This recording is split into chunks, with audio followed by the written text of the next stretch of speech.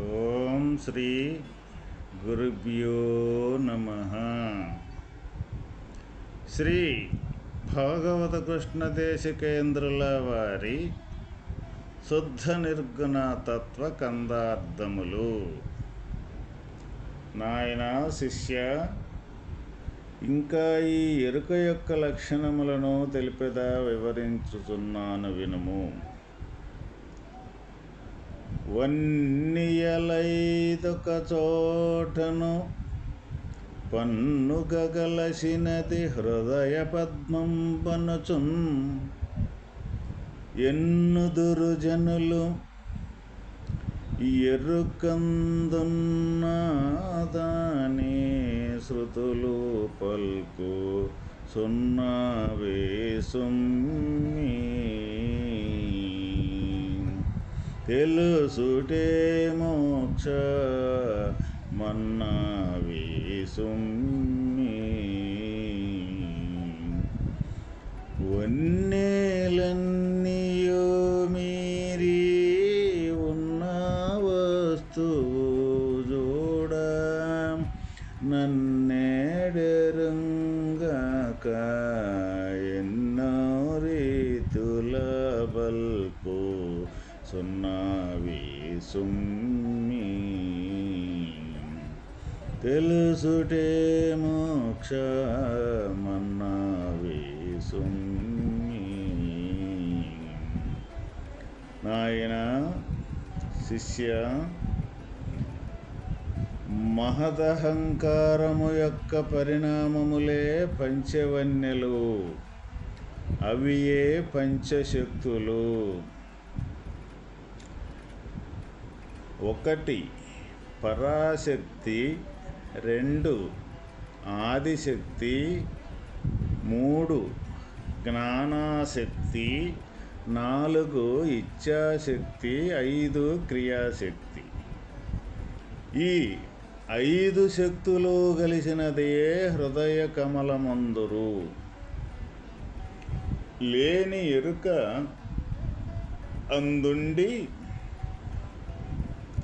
సమస్తము గ్రహించుచున్నదని శృతులు కూడా చెప్పుచున్నవి. ఆ ఎరుకను తెలుసుకొనుటయే మోక్షమని అందరు. సమస్త కళలను సర్వవర్ణములకు అతీతమై స్వతసిద్ధముగా నిండియున్న పరిపూర్ణము ఎన్నడెరుగని మందబుద్ధులకు పామరులనుద్దేశించి శృతులెన్నో విధముగా చెప్పుచున్నవి. ఎరుకను తెలుసుకొనుటే మోక్షమని చెప్పుచున్నారు. ఇక్కడ మహదహంకారము యొక్క పరిణామములే పంచవన్యలు, అయ్యే పంచశక్తులు. మహదహంకారము అంటే ఇక్కడ ఈ శరీరము మేరకు శరీరమే నేను అనుకున్న ఏ జ్ఞానమైతే ఉన్నదో ఆ జ్ఞానము ఇక్కడ ఈ శరీరానికి సంబంధించిన అహంకారము. అయితే మహదహంకారము అంటే ఈ ప్రపంచం యొక్క ఈ పంచభూతాల మొత్తానికి సర్వక్రియలు జరిపేదానికి ఆధారమైన శక్తే ఇక్కడ మహదహంకారము. అదే ఇక్కడ బ్రహ్మము అని కూడా అంటాము. ఇక్కడ అదే శుద్ధ ఎరుకని కూడా అంటము జరుగుతూ ఉన్నది. అయితే అవియే ఇక్కడ పంచశక్తులుగా మన హృదయములో కనపడుతూ ఉన్నాయి. అవి ఏ విధంగాను ఉంటే 1 పరాశక్తి, 2 ఆదిశక్తి, 3 జ్ఞానాశక్తి, 4 ఇచ్ఛాశక్తి, 5 క్రియాశక్తి. వీటినే పంచతన్మాత్రలకు అధిభూతములు అని కూడా అంటారు. పంచతన్మాత్రలు అంటే శబ్ద, స్పర్శ, రూప, రస, గంధము. ఈ 5 శబ్దతన్మాత్రలు మనలో ఉండి ఈ 5 శబ్దతన్మాత్రలకు ఈ 5 భూతాలు ఏమైతే ఉన్నాయో అధిదేవతలు అని అంటారన్నమాట. ఈ అధిదేవతలు 5 కూడా కలిసి, శక్తులు కలిసిన ఈ అంతరంగంగా ఉండే హృదయ కమలమందురు. ఈ అంతరంగంగా ఉండేదే ఇక్కడ హృదయ కమలము అంటారనమాట. ఈ 5 శక్తులన్నా, ఈ పంచతన్మాత్రలన్నా, ఈ 2 కూడా ఒకటే. ఈ 5 కలిసినవి ఏదైతే ఉందో అదే ఇక్కడ మన హృదయ కమలము అంటారు. అంటే బయట చూస్తే మహదహంకారము, మహాభూతములు, అదే మన ఈ శరీరములోన అంతరంగంగా కానీ మనం చూసినట్లయితే ఈ పంచతన్మాత్రలు, ఈ పంచతన్మాత్రలకు ఈ అధిదేవతలు, ఆదిశక్తి, పరాశక్తి, జ్ఞానాశక్తి, ఇచ్ఛాశక్తి, క్రియాశక్తి, ఈ మొత్తం కలిసిన మన హృదయములో కలిసిన రూపకమే మన హృదయ కమలము అంటామన్నమాట. అయితే ఈ లేని ఎరుక అందుండి సమస్తము గ్రహించుచున్నదని శృతులు కూడా చెప్పుచున్నవి. ఈ లేకనే ఉన్నట్టుగా కనపడించే ఏ ఎరుక స్వరూపమైతే ఉన్నదో, లేకనే ఉన్నట్టుగా కనపడేది. లేకనే అంటే అసలు వాస్తవంగా ఉండ స్వరూపమైతే ఎప్పుడూ ఒకే రకంగా ఉంటుంది. మరి లేకనే ఉన్నట్టుగా కనపడేదాన్ని ఏమంటాము అంటే భ్రమ అంటాం అన్నమాట. అంటే భ్రమ అంటే మనం ఏదైనా సరే మనం ఒక ప్రయాణం చేసేటప్పుడు మనకి తటస్థంగా ఏదైనా ఒక శబ్దం, భయంకరమైన శబ్దం కానీ, లేకపోతే ఇంకా ఏదన్నా ఒక భయంకరమైన ఇంకొక అలజడి కానీ, ఇటువంటివన్నీ మనకు జరిగేటప్పుడు మనం ఎమ్మటే ఏం చెబుతామంటే అమ్మో ఆయనో ఏందో అని భ్రమ చెందుతాం. అది ఏదో ఉన్నది, ఏదో జరుగుతూ ఉన్నదని. ఇంకా చీకటిలో ఏదైనా సరే మనం ఒక తాడటువంటి దాన్ని కానీ మనం చూసినట్లయితే ఆ తాడుని పాముగా ఎప్పుడైతే మనలో భ్రమ కలుగుద్దో అది పాముని భ్రమ చెందటం అనేది జరుగుతుంది. వాస్తవంగా అక్కడ ఉన్నది తాడు. ఆ తాడును చూసి మనం ఏమనుకున్నాం? పాము అన్నాం. అదేవిధంగా ఇక్కడ ఏ ఎరుక లేని ఎరుక అంటే ఆ విధంగా ఉన్న వాస్తవం అనేది అక్కడ తాడైతే లేని పాముని భ్రమగా పాముందని ఏ తీరుగా భ్రమ చెందామో అదేవిధంగా ఈ లేని ఎరుకే లేకపోయినా సరే అది ఉన్నది అని మనం భ్రమ చెంది ఈ ప్రపంచంలో మన అనేకత్వంతో కూడుకున్న ఆలోచనలు, భావనలు ఏవైతే ఉన్నాయో వాటితోటే ఈ జనన మరణాలనే ఈ సంసారం అనే దాంట్లో మనం కొట్టుమిట్టులాడుతూ నానవైన అవస్థలో పడుతూ ఉన్నాము. వాస్తవకంగా భ్రమని తెలిసిన పూట అది ఎటు మాయమైపోద్దో కూడా మనకి తెలియదు.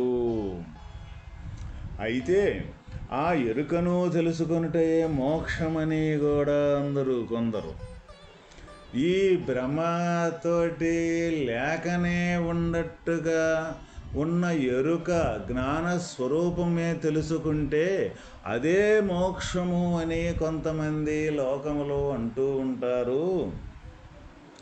కాబట్టి అది వాస్తవం కాదు. వాస్తవము ఏదంటే సమస్త కళలను సర్వవర్ణములకు అతీతమై సమస్త కళలు ఇప్పుడు ఇందాక చెప్పుకున్నట్టుగా ఈ ఆదిశక్తి, పరాశక్తి, ఈ జ్ఞానాశక్తి, ఇచ్ఛాశక్తి, క్రియాశక్తి, ఈ పంచతన్మాత్రలు ఏవైతే ఉన్నాయో ఇటువంటి ఒక్కొక్క క్రియ ఒక్కొక్క విధానంగా ఉంటుందన్నమాట. ఇటువంటి క్రియలు ఒక్కొక్క విధానంగా ఉంటే వాటి యొక్క కళలు ఆ విధంగా ఈ సమస్త కళలు ఈ సర్వవర్ణములు ఏ సర్వవర్ణాలు అంటే అనేక రకాలుగా వర్ణించే మన ఆలోచన శక్తి ఏదైతే ఉన్నదో ఈ అనేక రకాలుగా వర్ణించే సర్వవర్ణాలకు అతీతంగా ఎలాంటి సంబంధము అంటూ లేకుండా ఈ వర్ణించేదానికి, ఈ సర్వకార్యాలకి, ఈ సర్వ క్రియలకి ఎలాంటి సంబంధం లేకుండా స్వతసిద్ధముగా నిండి ఉన్న పరిపూర్ణము ఎన్నడూ ఎరుగని ఈ మందబుద్ధులకు పామరులు ఉద్దేశించి శృతులెన్నో విధముగా చెప్పుచున్నవి.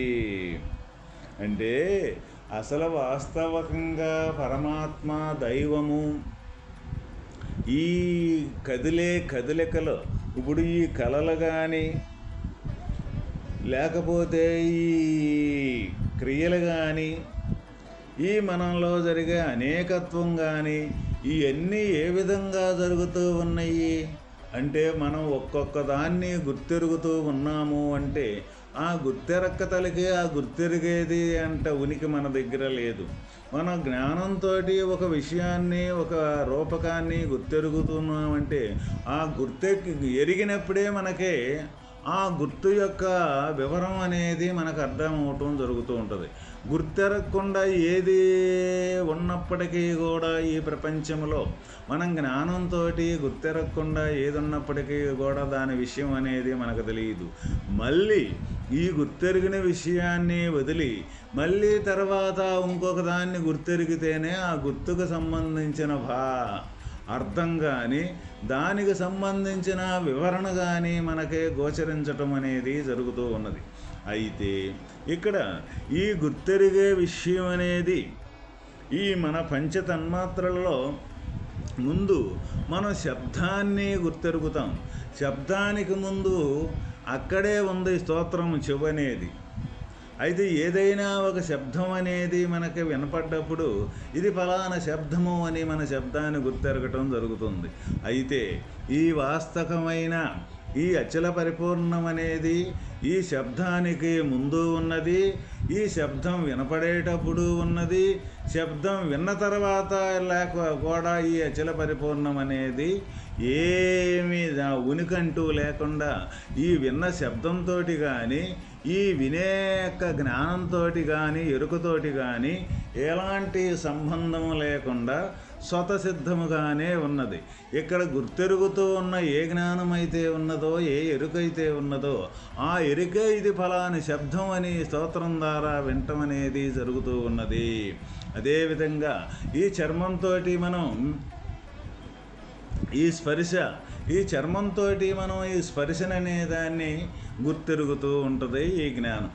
ఈ గుర్తెరిగేటప్పుడు ఫలానా చల్లదనంగా మనకి ఈ శరీరానికి తగిలినప్పుడు నాకు ఈ చల్లంగా ఉన్నది అని గుర్తెరిగే ఏ జ్ఞానం అయితే ఉన్నదో ఆ జ్ఞానమే తనకు తానుగా అక్కడికక్కడే ఈ స్పర్శను గుర్తెరగటం అంటూ జరుగుతూ ఉన్నది.